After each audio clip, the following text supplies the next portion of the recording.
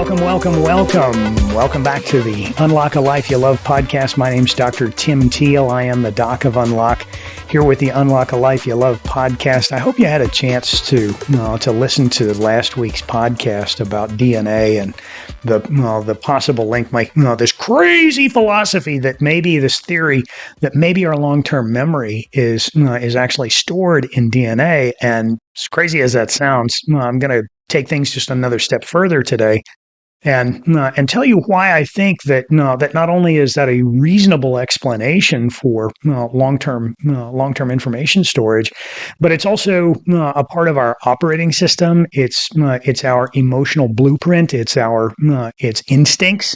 There's a lot of really great information that makes sense for it to be stored in DNA and deoxyribonucleic acid, because it is such an efficient way to transfer information, not just physical information, but functional information, even emotional information, from one generation to the next in a world that maybe didn't allow us to communicate from one generation to the next.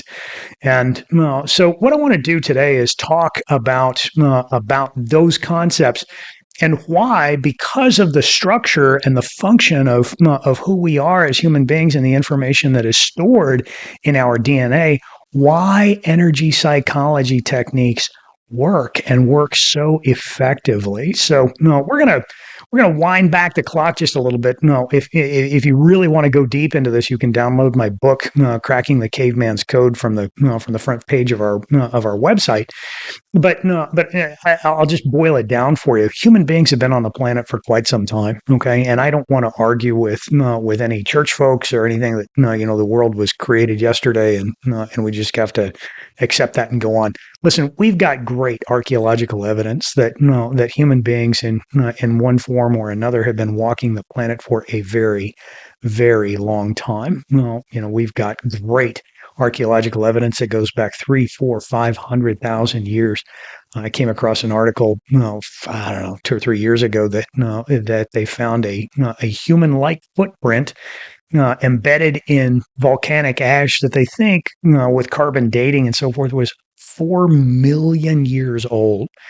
Now, I understand carbon dating has its limitations and so forth, but the point is that human beings have been walking this planet for a very, very long time, and the vast majority of that time that we spent on the planet was pretty rough. I mean, being chased by big animals and living in caves, and these people lived very short, disease-ridden, brutish sort of lives. We didn't always have tennis shoes and refrigerators and vaccines to keep us alive, and yet people survived and were able to pass information from one generation to the next, verbally, I'm sure, but if these people lived short, brutish, disease-filled lives that were very, very dangerous and managed to do it for a long time, wouldn't it make sense that the creator that created all of this created a way for these people to survive from one generation to the next? And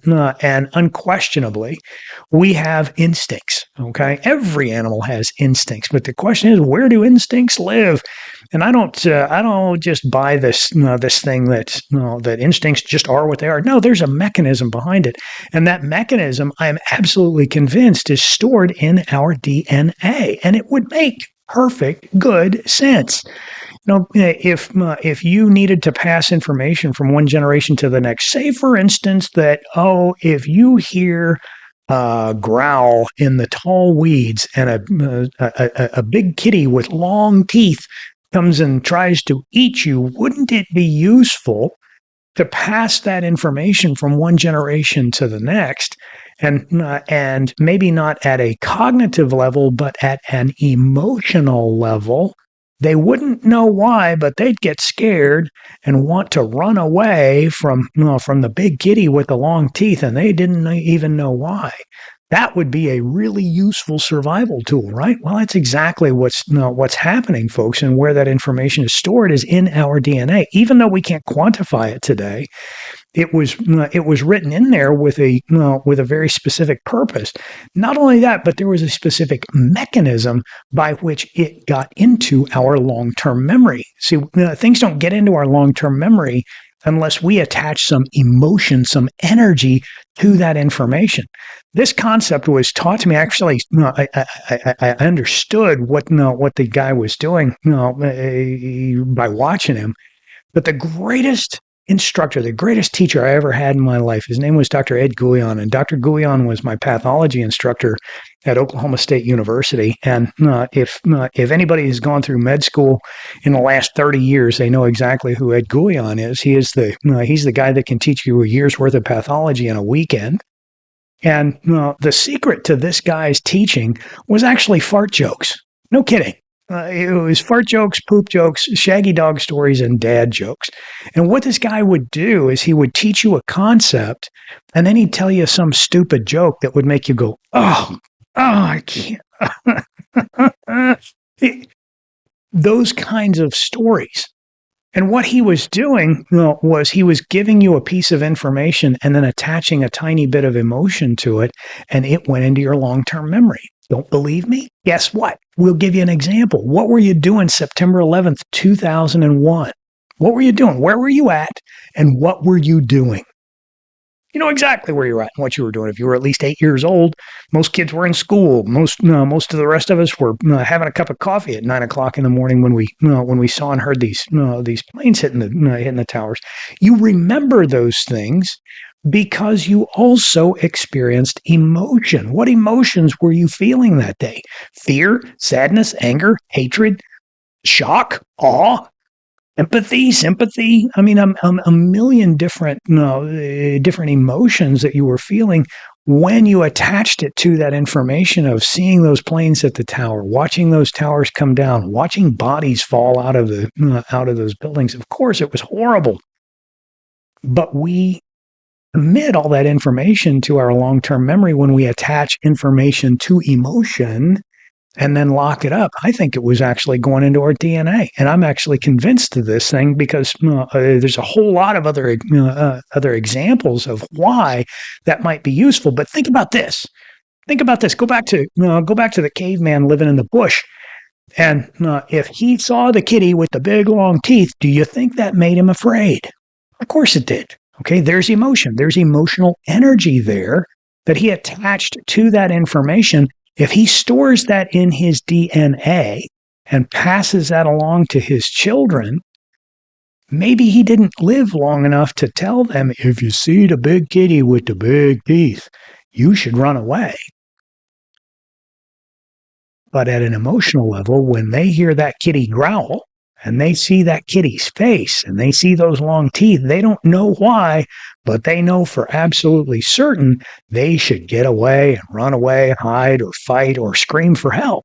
Okay, those are all the primitive responses that help us to survive. All of them happen to be negative emotional responses. Fascinating, isn't it?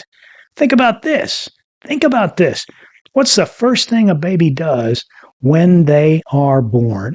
What happens? What's the first thing that kid does? He cries, right? Is that an emotional response or is that a verbal, do we all understand what he's saying? Of course we understand what he's saying, but he's not saying words. He's simply expressing himself with emotion. Now, let me ask you a really important question. Who taught the kid how to cry? I mean, nobody, right? Almost like there was a program running in that kid that said, when you feel lost, and trust me, he feels lost because just a few minutes ago, he could hear his mama's heartbeat. He could hear her breathing. Heck, he could even hear her farting, to be perfectly honest with you. And then all of a sudden, somebody's squeezing the daylights out of the kid's head. They shine a bright light in his eyes. He can't hear his mama. What does he do? Ah! I'm freaked out. Where's my mom? So we dry that kid off, and we give him back to his mom. What does he do? Oh, I think I'll stop crying now. I know where I am. I know who I am. Listen, we all take this thing for granted, but there was something absolutely miraculous that just happened right there, okay? All of a sudden, we had this brand new baby that all of a sudden knew exactly how to communicate with you. All right. And he didn't have to use words. What did he use? He used emotion. Okay. He used negative emotional energy to cry and communicate. Now, listen, what happens to that kid if he doesn't cry? Think about that. Think 30, 40, 50, 100, 50,000 years ago. And all of a sudden, we've got this caveman woman or girl who gives birth to a baby. The baby doesn't cry. What's she going to do? What's going to happen to that baby? Baby's going to die, right? If mom doesn't know what to do, the baby knows exactly what to do. He cries. What does she automatically, instinctively do? Picks the baby up, holds it close to her breast. What is the baby going to want to do next? He's going to start eating. How do they know how to do this? How does everybody know how to do this, folks? If we start asking the question of where instincts live, it begs the question, well, live somewhere. Darn right it does. What if it lives inside that DNA? What if it lives inside of the most powerful biochemical information storage system in the known universe, and it's expressed in survival situations with negative emotions? You want to find out if you got instincts? Go crawl up on the roof of your house. Walk over to the edge of the roof, stick your toes out over the edge of that roof, and then lean over and put your nose over your toes and tell me what happens. What's going to happen? What are you going to feel? What are you going to hear? Do you feel butterflies in your stomach? Do you feel a fluttering in your chest? Does your butt pucker? Of course it does. Okay? What's happening there? It's your inner emotional program communicating with you, and it's using your body. It's using your body to communicate. Maybe you should back off, dude. How did it know how to do that? Okay? How did it know how to do that? What if through hundreds of thousands of years worth of living of your ancestors, they knew that if you get too close to a cliff and fall off, you don't survive? Yes, we have a program that's running inside of us, and I can prove it to you guys. Let me ask you 3 questions about emotions, all right? And tell me if you don't think that we have an emotional program running. First question, number 1. Have you ever felt negative emotions? Fear, hatred, anger, sadness, jealousy, anxiety, or upset? Yes or no? Have you ever felt of any of those emotions? Of course you have. I know the answer to this. You're a human being. It's part of the human condition. All right. Question number 2. Have you today or any other day of your life woken up and said, I think I want to feel negative emotions today? Fear, anger, hatred, anxiety, upset, sadness. I think I want to feel any or all of those. Have you ever woken up today or any other day of your life and said, yes, I want to feel those things? Yes or no? Yes or no? No? Yeah, me either. Nobody wants to feel these things. So if we're feeling these things and we don't want to feel these things, question number 3 is, why? Why are we feeling these things? Almost like there's a program running inside of us that says, if this happens, you should feel this, and it should be a negative emotion. Isn't that fascinating? Well, no, I have spent years contemplating this, and I will tell you for absolute certain that we all have an emotional program running inside of us. And we live in a day and age where we're starting to understand this stuff. And this is the key. This is one of the key things about why I got out of medicine and why I'm here talking about all this crazy stuff to you, is because now we understand these things. And once we understand that you and I and everybody else on this planet has an unconscious emotional program running inside of us, that it is inherently a negative emotional energy program, and it helps us to survive. If we understand that exists there, we understand that it's running in our DNA, that's part of our operating system. We inherited it from our folks. We wrote part of that script as we were young children. then and only then can we rewrite the program the exact same way that it was written and help you unlock a life you love. That's why I'm here preaching all these crazy things to you. They're not crazy, folks. This is exactly the way the world works. And this is why that it is so critically important for us to tell this story. It's why I'm here standing in front of a camera saying, this is the crazy stuff I've learned in my lifetime. No, these are the crazy things that that I've thought about and intuited my way into and experienced them. And I would encourage you to try some of these things and listen and understand and know for yourself. Oh my gosh, we don't have to suffer anymore. No, we don't have to suffer anymore with negative emotions and negative emotional energy. We can learn to rewrite the program and help us create the sort of lives that we want to live day in, day out, sun up to sun down. Folks, this is critically important information. So here's the deal. This is why I took 15 minutes to get to the point of why it is that I'm here and what we're talking about today. One of the most groundbreaking things that I ever came across in medicine are energy psychology techniques. And those energy psychology techniques started with emotional freedom technique tapping, but have gone on from there to Reiki and to Qigong and Tai Chi and Jinshin Jitsu and a whole lot of most of them very Eastern philosophies. But every single one of these healing modalities recognizes the energetic nature of who we are, the part of us that can't be weighed and that can't be measured. And again, we're back to talking about that information in the gap between the world that we can weigh and measure and the world of thoughts, feelings, emotions, and spirit that we can't weigh, we can't measure, but it's extremely real. The reason that I went through that whole diatribe to begin with is to give a better perspective of how all of this stuff works together.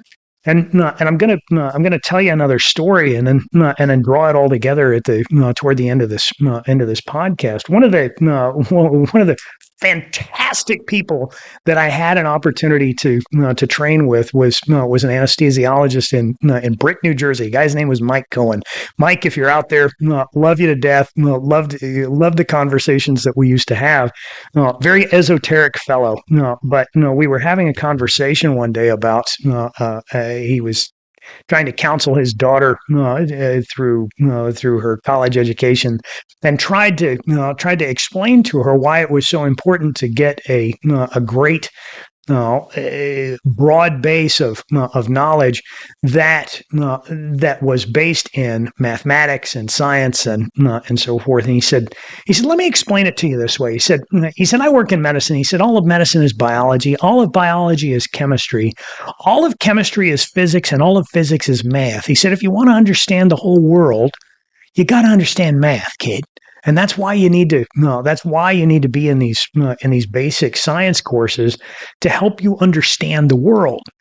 Well, Mike Cohen, with all due respect, sir, I'm going to add a piece of understanding that I've come across in the 20 years since you and I were chatting in the OR at Brick, New Jersey. But it is this. I do not believe that is a linear relationship anymore. Okay.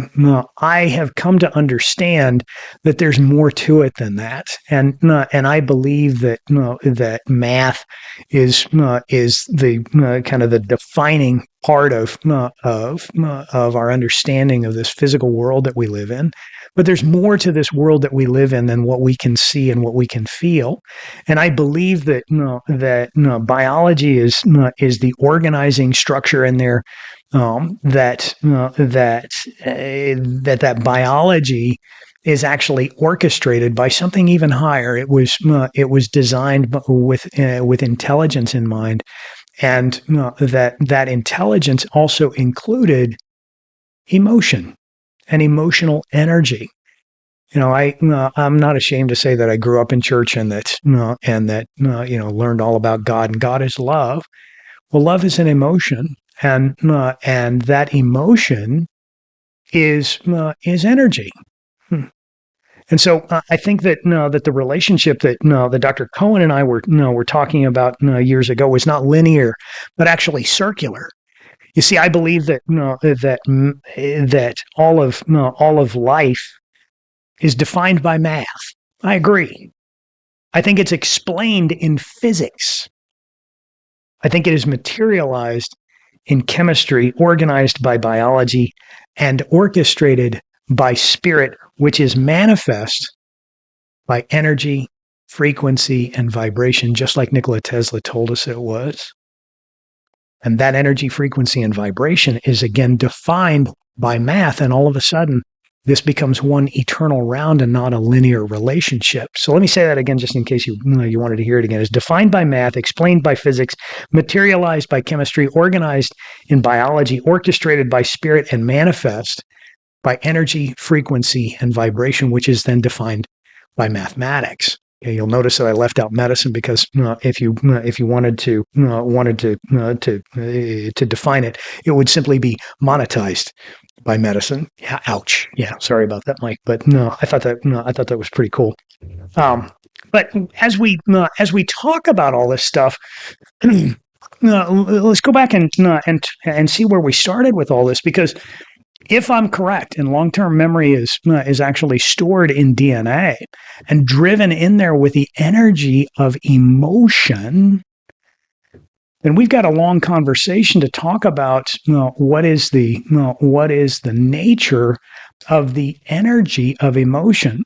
Throughout history, the greatest speakers of all time, however you want to define those, Abraham Lincoln, John F. Kennedy, Martin Luther King, Ronald Reagan, Barack Obama. Love or hate any of these characters, you can't deny the fact that they were powerful speakers. They were powerful speakers because the words that they used moved us. Okay, and they moved us because the words that they used implied emotion.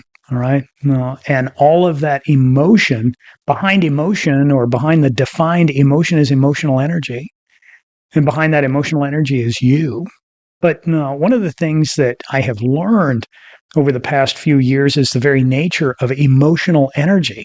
And if you understand this concept, it will change your life, my friends. And that is the difference between positive and negative emotion. Do you know what the difference is between positive and negative emotion? Because I didn't know. Don't be ashamed to say no. Here's what it is.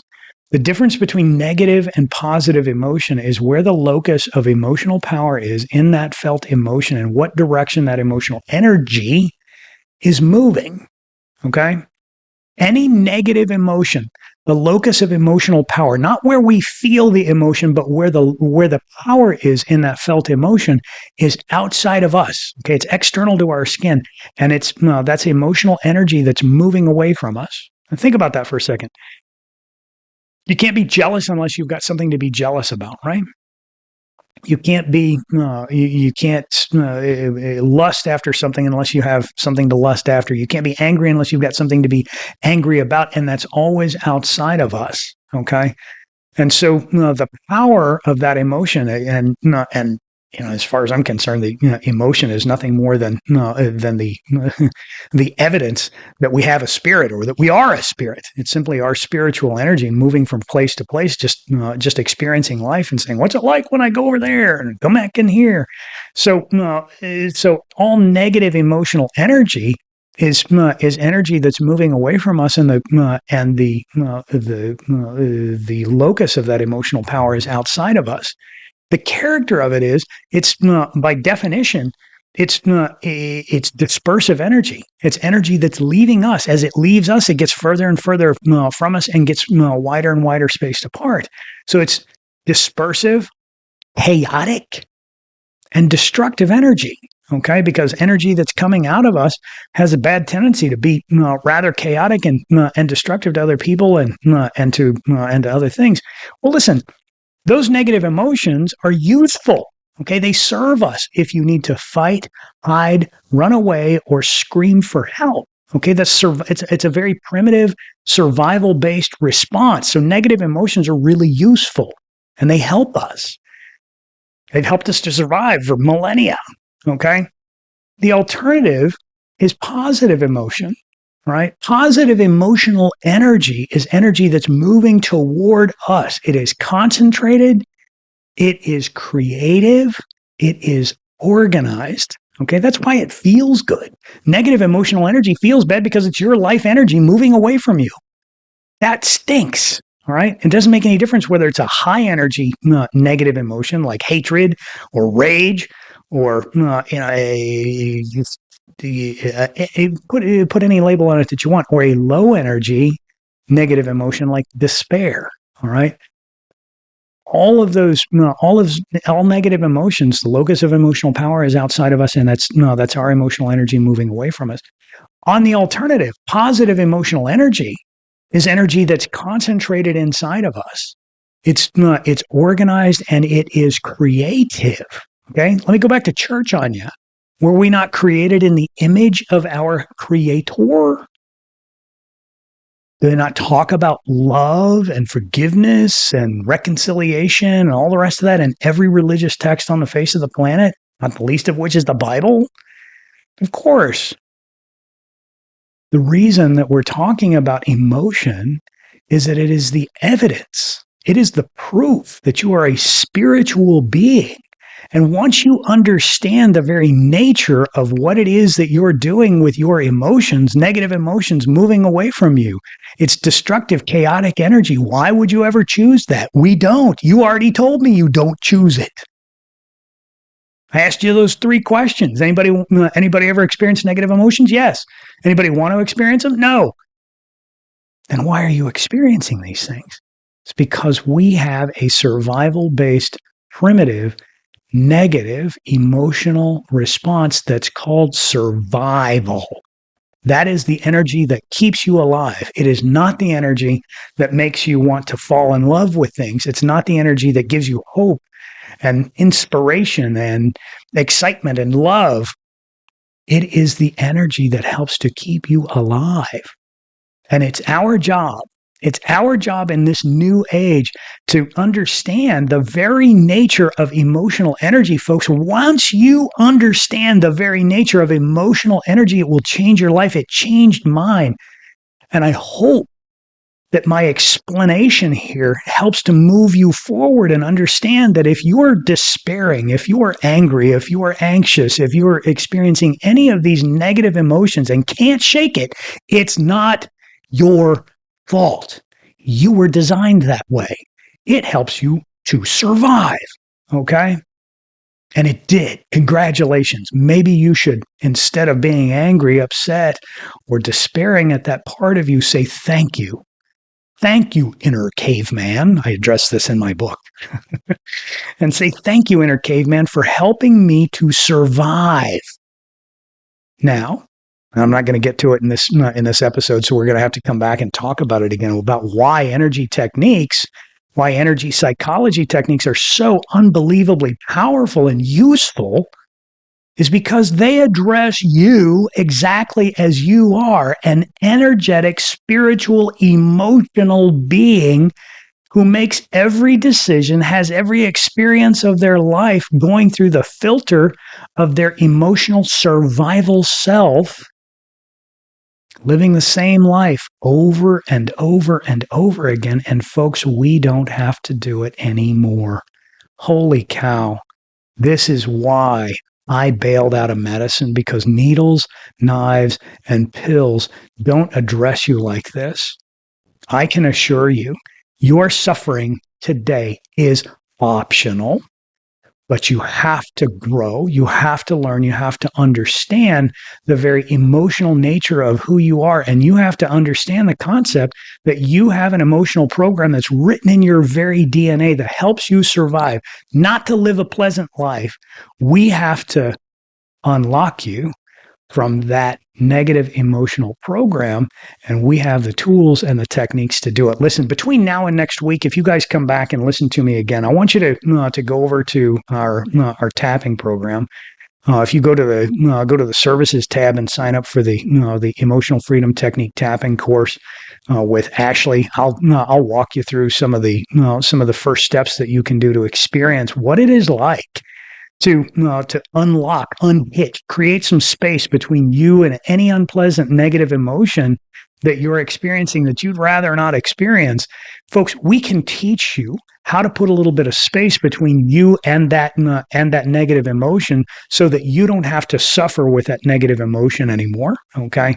And we can help you to rewrite, unlock a life you love and rewrite an emotional program that you're just not happy with anymore. Listen, I told you everybody that I was going to keep these short, keep them to about 30 minutes or so. And I'm going to keep my promise, but we're going to come back next week and we're going to talk more in depth about why energy psychology techniques work so powerfully and work so well, and why you absolutely want to incorporate some of these things in your life to help you unlock a life you love. My name's Dr. Tim Teel. I am the Doc of Unlock. I appreciate your time. I appreciate you. Love you to pieces, kids. Come back and listen to us next week. We'll talk to you then. See ya.